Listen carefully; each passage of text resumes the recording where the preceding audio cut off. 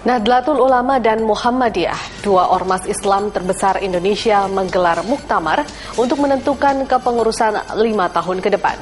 Muktamar NU digelar di Jombang, sementara Muhammadiyah di Makassar. Apa yang membuat muktamar NU penuh gejolak, sedangkan Muhammadiyah relatif teduh? Ini liputannya untuk Anda. I'll be with you, I'll stay by your side, honest and true to the end of my time. I'll be loving you, loving you. Pada saat hampir bersamaan di awal Agustus ini, dua ormas Islam terbesar di Indonesia menggelar muktamar. Nahdlatul Ulama atau NU menghelat kegiatan 5 tahunannya di Jombang, Jawa Timur, sementara Muhammadiyah menggelar muktamar di Makassar, Sulawesi Selatan. Namun ibarat peribahasa, serupa tapi tak sama.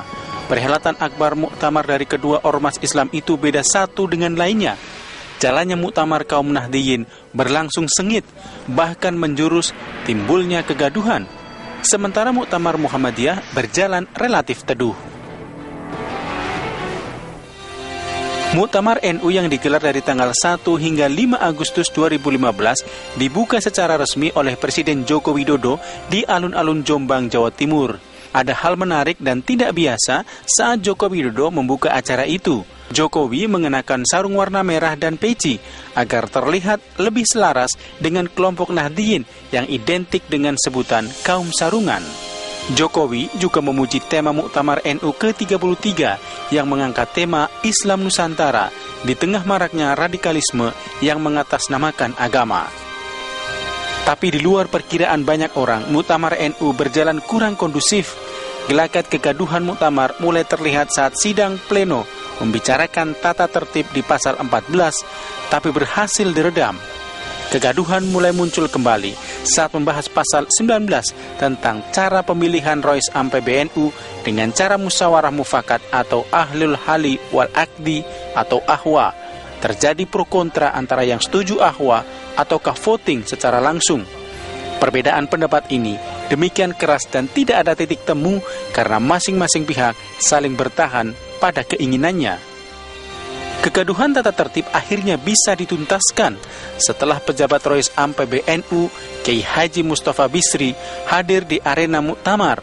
Dengan berlinang air mata, Gusmus menyampaikan pidato singkat mengungkapkan kesedihan dirinya dan para ulama sepuh NU melihat jalannya muktamar yang jauh dari fondasi akhlakul karimah yang dicontohkan pendiri NU Hadratus Syekh Hasyim Asy'ari. Termasuk para ulama sepuh seperti Kiai Haji Wahab Hasbullah, Bisri Samsuri, serta banyak kiai sepuh lainnya yang meninggalkan teladan betapa mereka tidak haus akan kekuasaan dunia. Hitoh NU yang kini seolah mulai luntur dari generasi penerus Nahdiyin.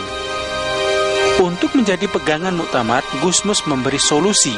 Di antaranya, apabila ada pasal yang belum disepakati dalam muktamar tentang pemilihan Rois Am, tak bisa melalui musyawarah mufakat, maka akan dilakukan pemungutan suara oleh para Rois Suriah dan tatib yang sudah disepakati perlu segera dilakukan.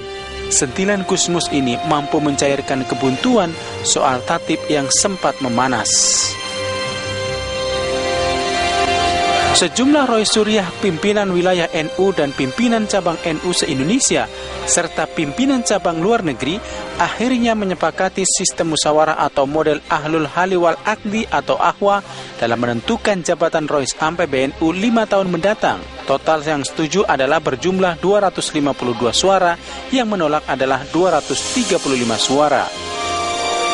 Akhirnya, dari usulan 508 pimpinan cabang dan wilayah NU se-Indonesia, terpilih 9 orang sebagai anggota Ahlul Hali wal Akdi atau Ahwa. Ke-9 orang ini akan menentukan siapa Rois Am yang akan memimpin PBNU periode 2015-2020.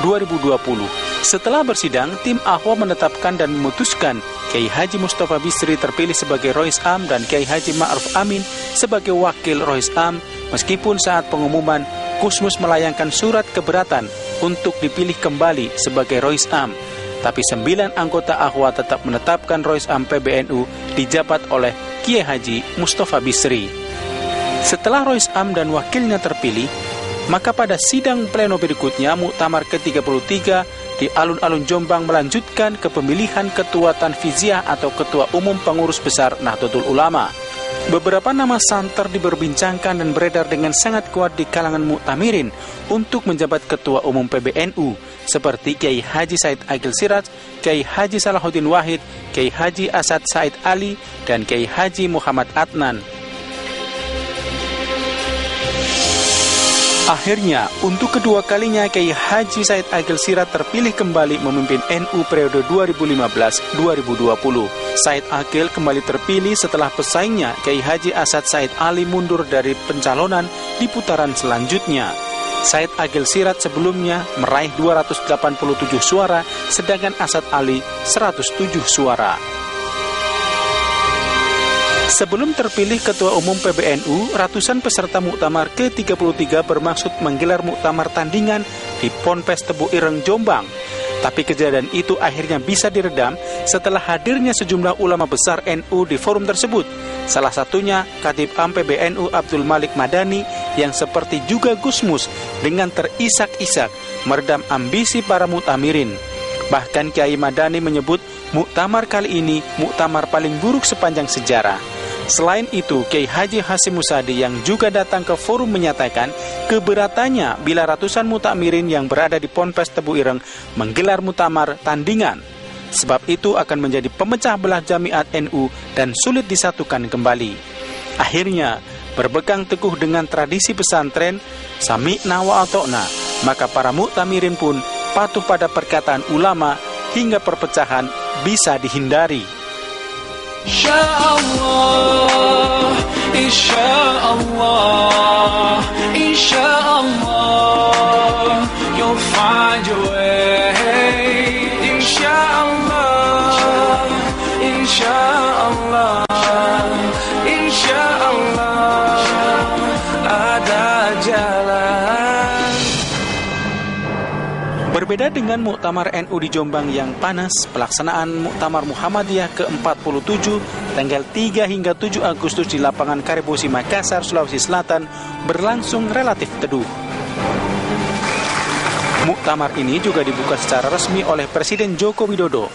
Dalam kata sambutannya, Jokowi mengajak umat Islam di Indonesia bersatu padu memperjuangkan kemerdekaan saudara seiman di belahan dunia manapun, termasuk kemerdekaan Palestina.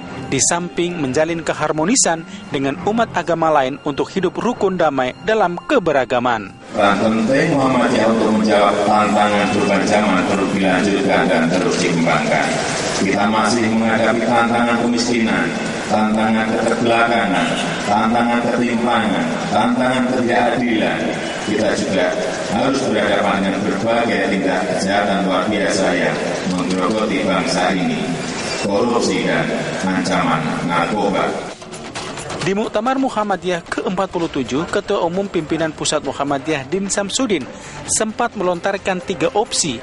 Namun Din mengatakan 3 opsi itu bukan ide pendirian partai politik baru, namun untuk lebih menegaskan jati diri Muhammadiyah sebagai gerakan kultural, serta memantapkan dan mengukuhkan hitoh politik Muhammadiyah sesuai Tanwir Makassar tahun 1971.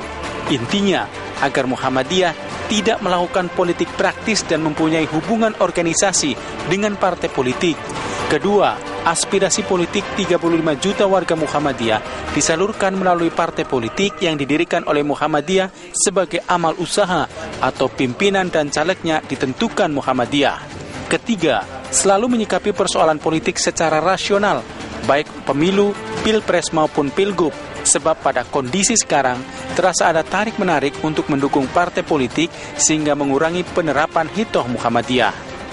Inilah momentum bagi Muhammadiyah untuk mengukuhkan diri sebagai organisasi masyarakat madani yang independen, tidak terpengaruh, mengembangkan nilai-nilai, dan jangan peduli, tidak harus ada masalah kalau tidak diakomodasi di kabinet, di legislatif.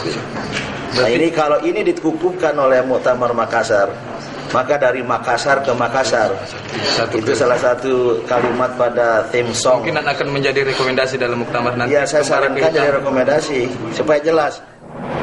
Akhirnya, setelah melakukan beberapa kali penyaringan dari semula 82 kandidat menjadi 39 calon. Kemudian diseleksi kembali untuk mendapatkan 13 nama calon Ketua Umum Muhammadiyah 5 tahun ke depan.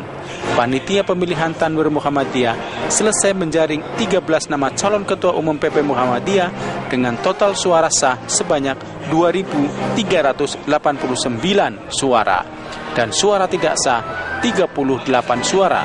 Dari ke-13 nama itu, Haidar Nasir menduduki peringkat pertama dengan 1.947 suara dan berpeluang besar menjabat Ketua Umum PP Muhammadiyah periode selanjutnya. Berikutnya peringkat kedua, Yunahir Ilyas yang memperoleh suara 1.928 suara. Sementara Bustro Muqaddas, mantan pimpinan KPK, menduduki peringkat 4 dengan perolehan suara 1.811 suara. Ke-13 orang terpilih itu nantinya akan menggelar musyawarah untuk menentukan seorang Ketua Umum PP Muhammadiyah. Yang 39 itu semuanya insya Allah akan menjalankan amanat dengan baik jika muktamar itu memilih. Dan sekarang sudah terpilih 13. Insya Allah yang 13 itu juga akan menjalankan dan siap menjalankan amanat PP Muhammadiyah. Amin. Amanat Muhammadiyah, amanat muktamar Muhammadiyah. Di lain pihak, terpilihnya ke-13 nama itu memunculkan kekecewaan pimpinan Pusat Nasihatul Asia, sebab dari nama itu tak satupun wakil dari perempuan. Padahal Muhammadiyah memiliki beberapa kader perempuan terbaik yang masuk dalam 82 nama yang disodorkan sebagai calon tetap. Bagaimanapun juga, terlepas dari dinamika yang terjadi di kedua ormas Islam terbesar Indonesia itu dalam arena muktamar, mereka tetap menjadi garda terdepan bangsa Indonesia dalam menjaga keutuhan dan kerukunan umat beragama agar tetap dalam bingkai negara kesatuan Indonesia yang berbhinneka tunggal ika. Dengan demikian, menipis stigma adanya dominasi mayoritas atas minoritas sehingga wajah Islam Indonesia benar-benar menjadi rahmatan lil alamin bagi semua kalangan. Tim Liputan, Berita 1.